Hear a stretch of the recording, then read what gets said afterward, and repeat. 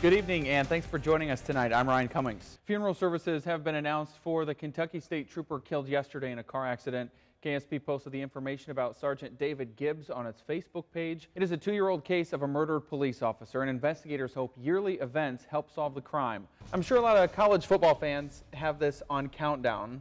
That we're just less than a month away from the season. You can actually hear a plane going over us right now. We're in the Parkway Village neighborhood, which is just off of Preston Highway. Now, on this side of the street, the government has already paid for certain things like doors, insulation, and windows.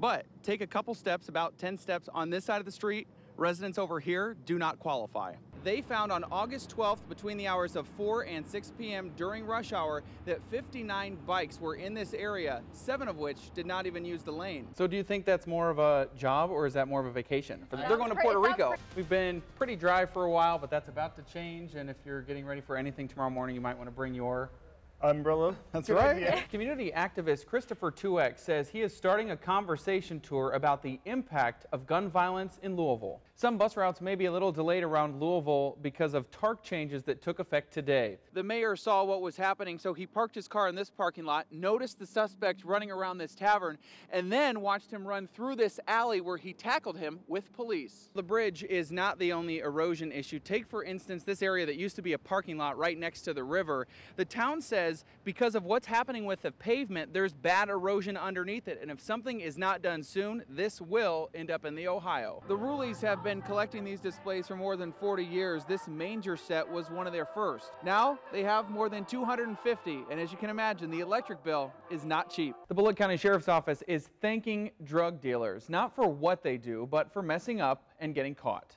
It is time to play ball. Louisville Mayor Greg Fisher hosted a U.S. Conference of Mayors Play Ball initiative today. The powerful painkiller OxyContin has been approved for children as young as 11.